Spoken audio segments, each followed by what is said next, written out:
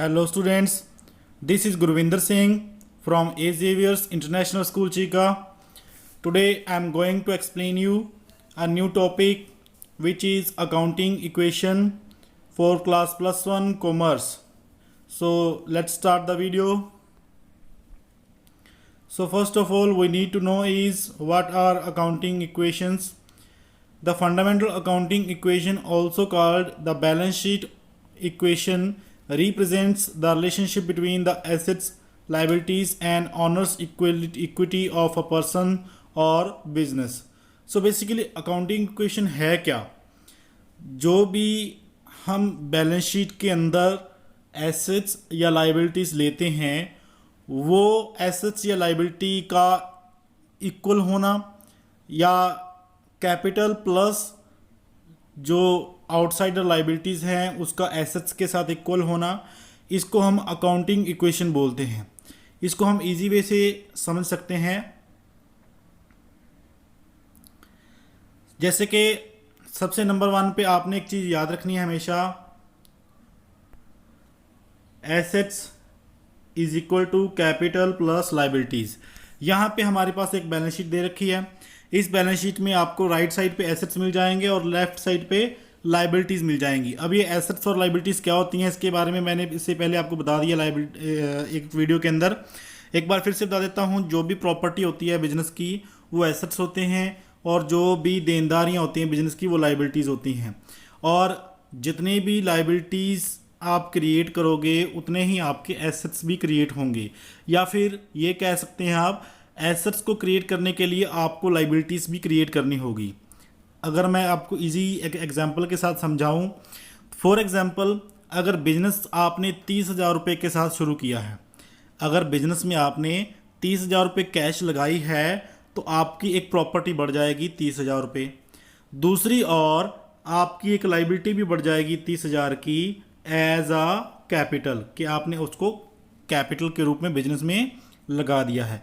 Capital में आपको फिर से एक बार बता देता हूँ कि कैपिटल जो होती है वो बिजनेसमैन बिजनेस के अंदर जो पैसा लगाता है उसको कैपिटल बोलते हैं। ये बिजनेस के लिए एक देनदारी रहती है कि मालिक ने जो पैसा बिजनेस में लगाया है वो बिजनेस ने जब तक बिजनेस में लगा हुआ है या बिजनेस में प्रॉफिट हो रहा है तो वो बिजनेस ने वापस करना होता है किसको? मालिक को ही। यानी कि कैपिटल अकाउंट को रिप्रेजेंट करता है लाइबिलिटीज़।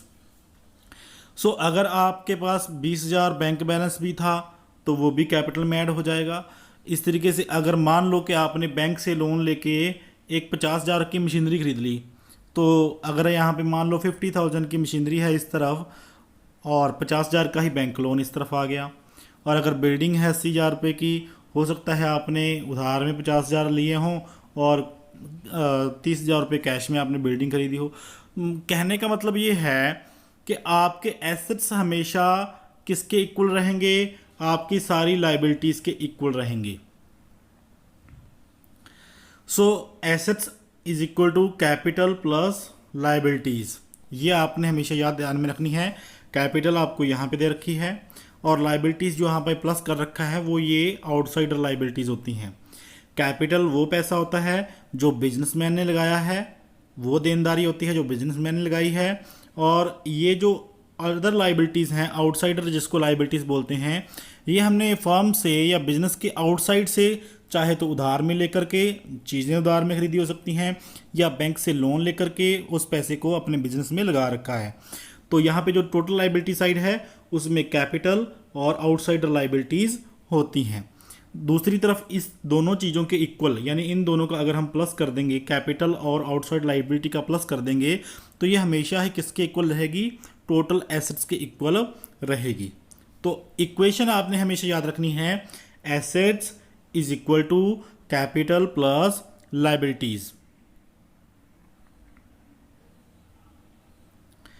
नेक्स्ट, अकाउंटिंग इक्वेशंस बनाने के लिए, अकाउंटिंग इक्वेशंस के बहुत सारे क्वेश्चन भी होंगे जो मैं आपको सॉल्व करने के लिए दूंगा। अकाउंटिंग इक्वेशन बनाने के लिए कुछ रूल्स को फॉलो करना है। इन रूल्स को अगर याद रखोगे, ध्यान में रखोगे, तो आपको कोई भी डिफ़िकल्टी नहीं आएगी अकाउंटिंग इक्वेशन के जो क्वेश्चंस हैं उनको सॉल्व करने के लिए। तो रूल नंबर 1 जो मैंने आपको ऑलरेडी बता ही दिया है कि एसेट्स आपके हमेशा किसके इक्वल रहेंगे, कैपिटल प्लस लाइबिलिटीज के इक्वल रहेंगे। उसके बाद नंबर 1 रूल आपने क्या ध्यान में रखना है, every transaction has at least 2 effects. अब ट्रांजैक्शन मैंने आपको पहले बताया था, ट्रांजैक्शन क्या होता है कि कोई भी लेन देन करना। लेन देन कैसे, आपने कोई चीज़ खरीदी, वो चीज़ आपके पास आ जाएगी, उसके बदले में पैसा आपसे चला जाएगा। इसका मतलब हुआ एक हाथ से अगर आप कोई चीज़ को ले रहे हो तो दूसरे हाथ से आपको कोई चीज़ देनी भी पड़ेगी। So every transaction has at least 2 effect. हर एक ट्रांजैक्शन के, हर एक लेन देन के 2 इफेक्ट पड़ेंगे ही पड़ेंगे, कम से कम 2 इफेक्ट होंगे ही होंगे। ये आपने हमेशा याद रखनी है ये बात। जैसे एक और इसकी एग्जांपल ले लेते हैं, फर्स्ट पॉइंट जो हमने पढ़ा, every transaction has at least 2 effects. इसकी एक और एग्जांपल है कि आपने किसी फार्म को पैसे उधार में दे दिए, किसी अदर बिजनेस को पैसे उधार में दे दिए, तो वो आपको एक एसेट्स भी क्रिएट करके देगा कि आपने किसी को लोन दे रखा है, वो आपका एक डेटर बन जाएगा। मतलब कि आपने फ्यूचर्स में उस व्यक्ति से पैसे लेने हैं। या फिर कोई भी अगर आप कोई भी चीज़ बाय करते हो या सेल करते हो, फॉर एग्जांपल आपने गुड्स को सेल कर दिया, तो गुड्स को सेल करने पे जो चीज़ें हैं, गुड्स हैं, वो आपसे चली जाएंगी, आप दे दोगे और पैसा आपके पास आ जाएगा। यानी कि कोई भी लेन देन करोगे तो हर एक लेन देन के अंदर 2 कम से कम इफ़ेक्ट होंगे ही होंगे। एक चीज़ आएगी और दूसरी चीज़ जाएगी। दूसरा पॉइंट है, every expense will be deducted from capital.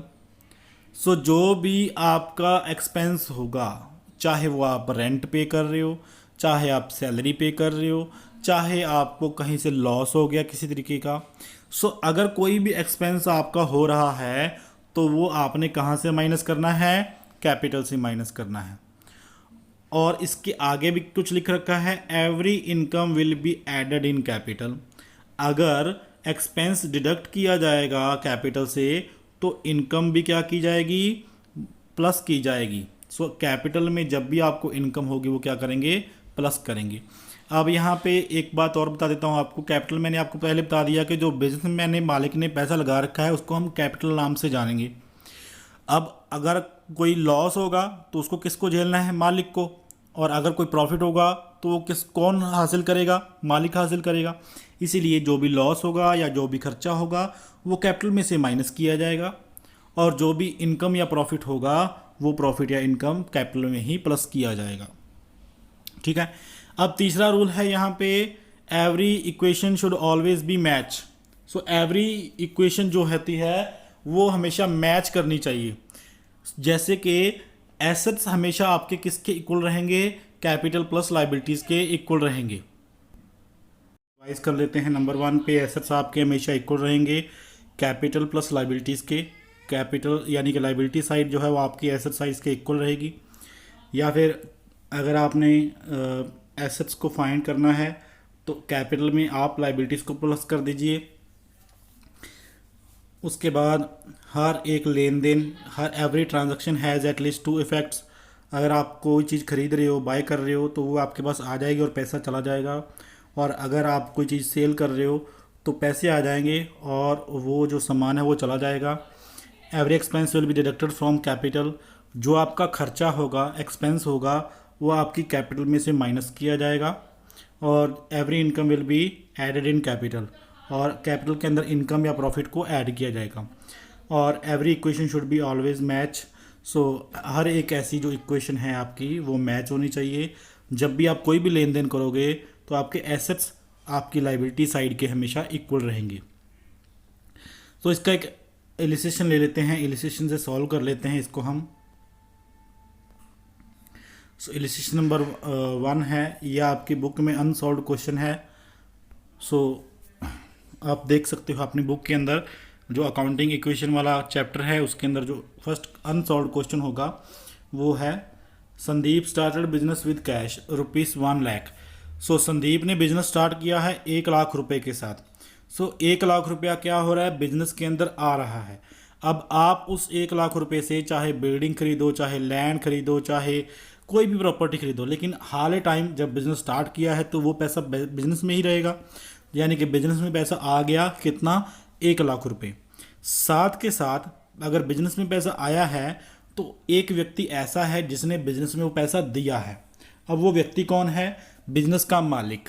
और बिजनेस के मालिक को किस नाम से जानते हैं, कैपिटल के नाम से जानते हैं। ठीक है, और कैपिटल क्या होती है, लायबिलिटी होती है।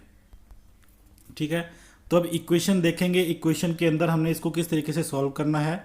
मैंने इसका सोल्यूशन बना के रखा हुआ है।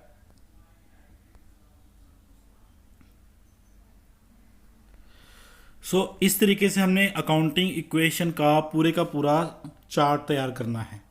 ठीक है, नंबर 1 पे अकाउंटिंग इक्वेशन ऊपर हमने लिख लेना है, फिर serial number, transaction, assets is equal to liabilities plus capital. ये ऊपर से हमने इसका फॉर्मेट तैयार करना है, जिसमें नंबर 1 पे सीरियल नंबर, जिसमें 1 2 3 4 जो हम ट्रांजैक्शन करेंगे, लेन देन करेंगे, उनका नंबरिंग दे देंगे इस साइड पे। उसके बाद जो हमने लेन देन किए, ट्रांजैक्शन किए, वो ट्रांजैक्शन लिखी जाएगी। उसके बाद एसेट्स, एसेट्स में जो भी आपकी प्रॉपर्टी है, चाहे वो कैश है, चाहे वो फर्नीचर है, चाहे वो स्टॉक है, उसके बारे में हम लिखेंगे कि वो क्या चीज़ है एसेट्स वाली साइड में। और लाइबिलिटी साइड वाली साइड में आपके क्या है, क्रेडिटर्स हैं या क्या चीज़ है, उसके बारे में हम आपको बता देंगे। स्टार्ट करते हैं। नंबर 1 पे क्या किया था, बिजनेस स्टार्ट किया गया था, और बिजनेस स्टार्ट करके हमारे पास कैश आ गया था 1 लाख रुपए का। बिजनेस के अंदर कैश आ गया है 1 लाख रुपए का। नंबर 1 पे सीरियल नंबर 1 डालेंगे। ट्रांजैक्शन क्या किया, वो ट्रांजैक्शन हमने क्वेश्चन से ही उठा लेना है, Sandeep started business with cash. उसके बाद आपको पता है, मैंने बता दिया कि बिजनेस में एक एसेट आ गया है और उस एसेट का नाम है कैश। कैश के नीचे लिख देंगे 1 लाख रुपया, कि कैश के रूप में आपके पास क्या आ गया, 1 लाख रुपया आ चुका है। अब इसका दूसरा इफेक्ट लाइबिलिटी साइड भी पड़ेगा। लाइबिलिटी साइड इस लाइन से इस तरफ जो राइट साइड पे हैं वो सारी लाइबिलिटीज ही हैं। तो लाइबिलिटी साइड क्या इफेक्ट पड़ेगा, मैंने आपको बताया है कि वो पैसा किसने लगाया है, मालिक ने लगाया है। तो जब भी पैसा मालिक लगाया जाएगा तो उसको कैपिटल के अंदर 1 लाख रुपया लिख दिया जाएगा। ठीक है, आप देखिए इस सिचुएशन के अंदर, इस सिचुएशन के टाइम पे आपने एक लेन देन किया, चाहे वो बिजनेस में शुरू करने का ही हो, वो भी एक ट्रांजैक्शन ही माना जाता है। उसकी बाद आपने उसको 1 लाख रुपए एसेट साइड ले लिया और 1 लाख रुपए लाइबिलिटी साइड ले लिया। अब देखिए आपकी एसेट साइड भी 1 लाख बैलेंस शो कर रही है और कैपिटल के अंदर लाइबिलिटी साइड भी 1 लाख रुपए का बैलेंस यहाँ पे शो कर रही है। तो अभी इक्वेशन क्या है, इक्वल है। और एक रूल था कि 2 इफेक्ट पड़ेंगे, यहाँ पे 2 इफेक्ट पड़ रहे हैं। इक्वेशन इक्वल रहनी चाहिए हमेशा, यहाँ पे भी 1 लाख है, यहाँ पे भी 1 लाख है, इक्वल है। और क्या था रूल, कि जो भी एक्सपेंस होगा या इनकम होगी, अभी तक एक्सपेंस या इनकम नहीं हुआ है तो हम उसका अभी देखेंगे नहीं कुछ भी। जब भी एक्सपेंस या इनकम होगा उसके बारे में उस टाइम पे आपको बता देंगे। अब दूसरा क्या हुआ है, क्वेश्चन में देखेंगे। Purchased furniture for cash, purchase furniture for cash for ₹5,000, 5,000 का कैश खरीदा गया है। इसकी एंट्री कैसे करनी है हमने, नंबर 2 सीरियल नंबर लिखेंगे यहाँ पे, परचेज्ड फर्नीचर फॉर कैश उसी तरीके से हमने लिख देना है जैसा क्वेश्चन में दे रखा है। अब इसका इफेक्ट क्या पड़ा, अब देखिए आपको पता ही है फर्नीचर खरीदेंगे तो क्या होगा। अब एक बार गैस कीजिए फर्नीचर खरीदने पे क्या आएगा और क्या जाएगा, 2 चीज़ें बता दीजिए मुझे। हाँ जी, क्या आएगा, फर्नीचर आएगा, क्या जाएगा, कैश जाएगा। हमें पैसा देना पड़ेगा फर्नीचर को खरीदने के लिए। यहाँ से हम क्या कर देंगे, कैश में से 5,000 रुपीज़ माइनस कर देंगे। उसके बाद हमारे पास उस एसेट के बदले में, जो एसेट गया है उस एसेट के बदले में एक और एसेट आ जाएगा जिसका नाम है फर्नीचर। और फर्नीचर में हमने क्या कर देना है, 5,000 रुपीज़ प्लस कर देना है। और इसका कोई इफेक्ट नहीं पड़ेगा। जो दो इफेक्ट पड़ने थे वो पड़ गए, एक एसेट कैश के रूप में चला गया और दूसरा एसेट आ गया, और इसका लाइबिलिटी साइड में इस तरफ कोई भी फैक्टर नहीं पड़ेगा। इसका बैलेंस अभी भी 1,00,000 रुपया है। इस तरफ से कैश 5,000 माइनस हो जाएगा तो वो 95,000 रह जाएगा, और फर्नीचर जो है वो 5,000 का प्लस हो जाएगा। अब 95 प्लस 5 कितना हो गया? 1,00,000। क्या ये 1,00,000 एसेट साइड लाइबिलिटी साइड के 1,00,000 से इक्वल है? बिल्कुल है। नेक्स्ट ट्रांजैक्शन की तरफ चलते हैं। Purchased goods for cash. अब फर्नीचर के बाद आपने गुड्स को खरीदा है। कितने गुड्स को खरीदा है? 20,000 की गुड्स को खरीदा है। यहाँ मैं क्वेश्चन के ऊपर नहीं जा रहा, बार बार आंसर में ही से ही उसी क्वेश्चन की जो ट्रांजैक्शन है उसको उठा रहा हूँ। सो 20,000 रुपये की गुड्स खरीदोगे तो फिर से देखोगे क्या इफेक्ट पड़ रहा है। दो जगह पे इफेक्ट पड़ना चाहिए, एक लेना एक देना। सो अब यहाँ पे आपके पास गुड्स आएंगी और जाएगा क्या? कैश जाएगा। सो गुड्स आएंगी और कैश जाएगा। कितने का? अगर 20,000 की गुड्स खरीदी हैं तो 20,000 कैश जाएगा और 20,000 की ही गुड्स आ जाएंगे आपके पास। सो यहाँ पे कैश में से 20,000 क्या कर दोगे आप? माइनस कर दोगे। कैश में से 20,000 माइनस कर देना है यहाँ पे। और अब आपके पास उसके बदले में गुड्स आ गई, तो गुड्स को बिजनेस में स्टॉक भी ले सकते हैं, ठीक है। और एक एसेट जाने पे यानी कि 20,000 का कैश जाने पे 20,000 का स्टॉक आपके पास आ गया, ठीक है। दूसरी तरफ इसका कोई भी इफेक्ट नहीं पड़ेगा। सो अभी आप इक्वेशन देखिए, इक्वल इक्वल हो रही है या नहीं। क्या यहाँ पे 95,000 में से 20,000 माइनस करने पे 75,000 का कैश नहीं बचेगा हमारे पास? 95,000 का कैश बचा था फर्नीचर खरीदने के बाद, 20,000 की गुड्स भी अभी हमने खरीदी हैं, तो अब हमारे पास जो कैश बचा है वो 75,000 का बचा है। फर्नीचर उतने का ही है, 5,000 का ही फर्नीचर पड़ा हुआ है हमारे पास, और अभी 20,000 का हमारे पास क्या आ गया? स्टॉक आ गया। तो टोटल ये कितना बन गया? 75 प्लस 5 प्लस 20, तो टोटल 1,00,000 रुपया हो गया। तो क्या ये 1,00,000 लाइबिलिटी साइड वाले 1,00,000 के इक्वल है? बिल्कुल है। सो हर एक ट्रांजैक्शन के बाद आपकी एसेट साइड और लाइबिलिटी साइड ये दोनों इक्वल रहनी चाहिए, ठीक है। सो नेक्स्ट जो हमारी लेन देन है उसको देखते हैं। तो यहाँ अभी तक हमने ये 3 कर लिए। अब ये चौथा, परचेज्ड गुड्स ऑन क्रेडिट। ऊपर वाले में क्या था? Purchased goods on cash. नीचे वाले में क्या है? Purchased goods on credit. Credit मैं आपको फिर से बता देता हूँ। कैश का मतलब है कि आपने उसको पैसे दे दिए, क्रेडिट का मतलब है कि आपने उसको पैसे नहीं दिए। नहीं दिए का मतलब ये नहीं कि आपने फ्री में ले ली, उसका मतलब है कि फ्यूचर में आप उसकी पेमेंट करोगे। उधार जिसको हम हिंदी में बोलते हैं, कि आपने गुड्स जो हैं वो क्रेडिट यानी कि उधार में खरीद ली हैं। सो अब आपको देखना है कौन कौन सी चीज़ें आ रही हैं या जा रही हैं। अब आपको थोड़ा कन्फ्यूजन हो रहा होगा कि यहाँ पे तो सिर्फ गुड्स आएंगी लेकिन कैश तो जा नहीं रहा, ठीक है। लेकिन क्या कभी नहीं जाएगा कैश? फ्यूचर के अंदर वो कैश जाएगा, लेकिन हाल टाइम पे वो कैश नहीं जा रहा है। तो इससे क्या होगा? आपकी एक देनदारी बन जाएगी। देनदारी क्या होती है? लायबिलिटी। सो आपकी एक लायबिलिटी बन जाएगी, आउटसाइडर लायबिलिटी बन जाएगी, जो लायबिलिटी आपने फ्यूचर में पे करनी है। सो गुड्स तो आएंगी ही आएंगी। कितने की गुड्स? 36,000 रुपये की। पीछे क्वेश्चन में हमने 36,000 रुपये की गुड्स जो हैं वो खरीदी हैं। सो 36,000 रुपये की गुड्स क्या होगा? स्टॉक आपके पास आ जाएगा, लेकिन कैश यहाँ से माइनस नहीं होगा क्योंकि कैश आपने दिया ही नहीं है। सो फिर क्या होगा? मैंने क्या कहा कि आपने ये 36,000 कब पे करना है? फ्यूचर में पे करना है। तो फ्यूचर के अंदर जो चीज़ पे करनी है आपने, वो आपकी देनदारी बन गई और उसको अपने लायबिलिटी साइड में ले लेना है कि आपकी लायबिलिटी बन गई, देनदारी बन गई। और इस लायबिलिटी को जब भी हम उधार में कोई सामान खरीदते हैं तो जिस व्यक्ति से खरीदते हैं उसको बोलते हैं क्रेडिटर्स। समझ में आ गया है?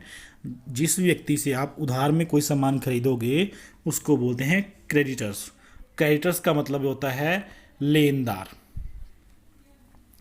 उसके बाद आप देखिए क्या ये एसेट साइड और लायबिलिटी साइड इक्वल है या नहीं है।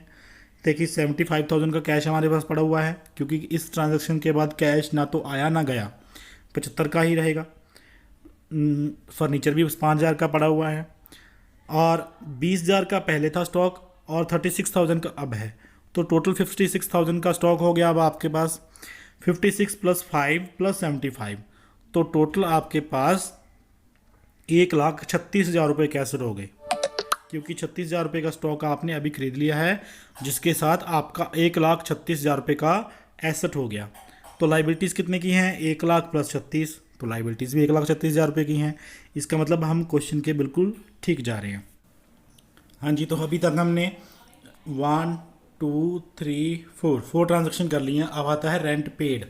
सो रेंट पेड एक खर्चा है, एक्सपेंस है, और एक्सपेंस के बारे में, खर्चे के बारे में हमने क्या रूल पढ़ा था कि every expense will be deducted from capital and every income will be added in capital. So यहाँ पे अगर आप रेंट पे कर रहे हो तो कैश तो जाएगा ही जाएगा, खर्चा होने पे कैश तो जाएगा ही जाएगा।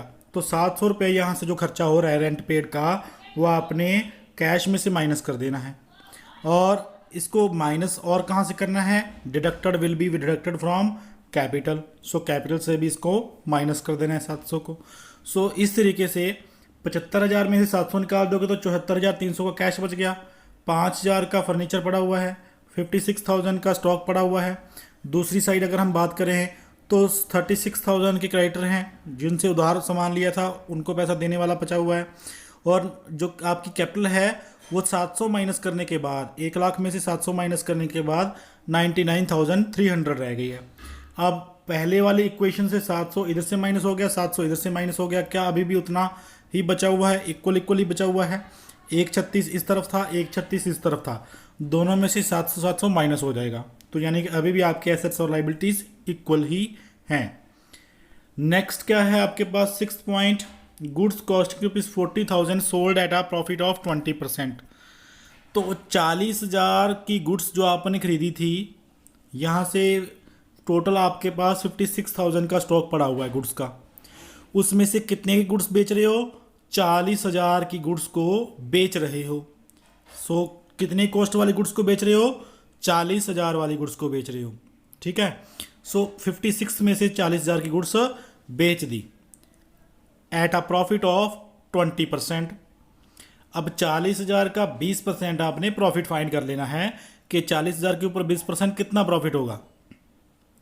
सो यहाँ पे कॉस्ट ऑफ गुड्स सोल्ड कितनी है, 40,000, उसका 20% अगर करोगे तो आप ये 40,000 का 20% करोगे तो 8,000 रुपये आपका प्रॉफिट निकल के आ गया। समझ में आ गया, 40,000 का 20%, जब 40,000 को मल्टीप्लाई करोगे 20 से और डिवाइड कर दोगे 100 से, तो आपको 40,000 का 20% निकल के आ जाएगा, जो कि होगा 8,000 रुपया, ठीक है। सो 40,000 का 20% 8,000 रुपया आपका प्रॉफिट हो गया। 40,000 की गुड्स को 8,000 प्रॉफिट पे बेच दिया, ठीक, कितना, 8,000 प्रॉफिट पे बेच दिया, तो कितना कॉस्ट में आप उसको सेल करोगे। अगर फॉर एग्जांपल एक इजी सी एग्जांपल लेता हूं मैं आपके लिए, मान लो कि आपने एक 8 रुपये का पेन खरीदा है, उस 8 रुपये के पेन को खरीद के आप उसके ऊपर 2 रुपये प्रॉफिट कमाना चाहते हो। 8 रुपये का पेन खरीद के 2 रुपये का उसके ऊपर प्रॉफिट कमाना चाहते हो, तो कितने में बेचोगे आप उसको, बेसिक सी बात है 10 रुपये में बेचोगे। अगर किसी चीज़ को 8 रुपये वाली को 10 रुपये में बेचोगे तो ही तो 2 रुपये प्रॉफिट कमाओगे ना। सो इस तरीके से अगर 40,000 वाली चीज़ जो आपने खरीदी है उसको 8,000 रुपये प्रॉफिट पे बेचोगे तो कितने रुपए में बेचोगे, 48,000 रुपीज़ में आप उसको सेल कर दोगे, बेच दोगे। सो यहाँ पे नंबर 1 तो 40,000 रुपया क्या हो गया, माइनस हो गया, कहाँ से, स्टॉक से। 40,000 रुपया क्या हो गया, स्टॉक से माइनस हो गया, क्योंकि 40,000 का स्टॉक चला जाएगा, क्योंकि आपने क्या कर दिया, सेल कर दिया गुड को, ठीक है, समझ में आ गया। अब आपके पास कितने रुपए आएंगे उसके बदले में, क्योंकि गुड्स को आपने 40,000 वाली गुड्स को सेल कर दिया है, तो कितने रुपए आपके पास आएंगे।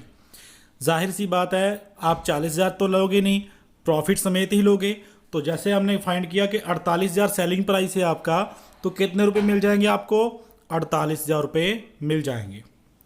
सो 40,000 की गुड्स यहाँ से जा रही हैं, 48,000 रुपये का कैश यहाँ पे आपके पास आ रहा है, तो टोटल 8,000 रुपये का आपको प्रॉफिट हो गया। सो यहाँ पे अगर आप देखो, एक तरफ से 40,000 माइनस हो रहा है, एक तरफ से 48,000 ऐड हो रहा है। अब यहाँ पे 8,000 रुपया प्रॉफिट जो है वो आपने क्या करना है, 8,000 प्रॉफिट को ऐड करना है कैपिटल में। ये रूल हमने पहले बताया था आपको कि जितने भी एक्सपेंस होगी, जैसे 700 रुपये में एक्सपेंस था उसको माइनस किया था, और जितना भी प्रॉफिट होगा या इनकम होगी उसको कैपिटल में क्या करेंगे, ऐड करेंगे। तो इनकम कितने की है? 8,000 की है, 48 की नहीं लेनी, प्रॉफिट लेना है हमने। प्रॉफिट कितने का है? 8,000 का। तो 8,000 रुपये यहाँ पे हमने कैपिटल में ऐड कर देना है। अगर आप यहाँ पे देखोगे तो जो इफेक्ट पड़ रहा है वो 8,000 रुपये इस तरफ से प्लस हो रहे हैं और 8,000 रुपये लाइबिलिटी साइड से प्लस हो रहे हैं। ठीक है। सो एक बार फिर से आपको बता देता हूँ, टोटल 40,000 की कॉस्ट की गुड्स थी, वो आपने 48,000 में बेच दी, यानी कि 8,000 रुपये प्रॉफिट कमा लिया। 8,000 का जो प्रॉफिट है वो कैपिटल में प्लस करना है। 40,000 का स्टॉक चला जाएगा, इसलिए स्टॉक में से उसको 40,000 को माइनस कर देना है। 48,000 टोटल कैश आपके पास आएगा, क्योंकि 40,000 गुड्स की कॉस्ट थी और 8,000 उसका प्रॉफिट, तो टोटल 48,000 रुपया कैश आपके पास आ जाएगा। तो 48,000 कैश आपने ऐड कर देना है यहाँ पे कैश के अंदर।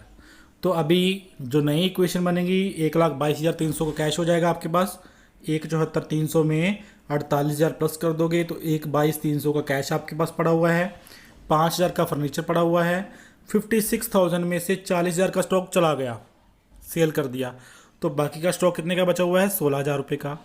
दूसरी तरफ 1,07,300 की कैपिटल है, जिसमें 99,300 पहले से था बैलेंस। 8,000 का प्रॉफिट हो गया, तो आपकी कैपिटल बढ़ के कितने की होगी? 1,07,300 की। और 36,000 रुपये का क्रेडिटर्स हैं जिनको आपने पैसा देने वाला बाकी बचा हुआ है। अब आप इन दोनों का लास्ट में अगर टोटल करेंगे, 1,22,300 प्लस 5,000 प्लस 16,000, तो इसका टोटल किसके इक्वल होगा? लाइबिलिटी साइड के इक्वल होगा। तो यही होती है अकाउंटिंग इक्वेशंस, जिसमें हर एक ट्रांजैक्शन करने के बाद आपकी एसेट साइड और आपकी लाइबिलिटी साइड हमेशा इक्वल रहती है। हर एक ट्रांजैक्शन के 2 इफेक्ट होते हैं, और उसके बाद आपके जो भी एसेट साइड है और लाइबिलिटी साइड है दोनों इक्वल रहती हैं।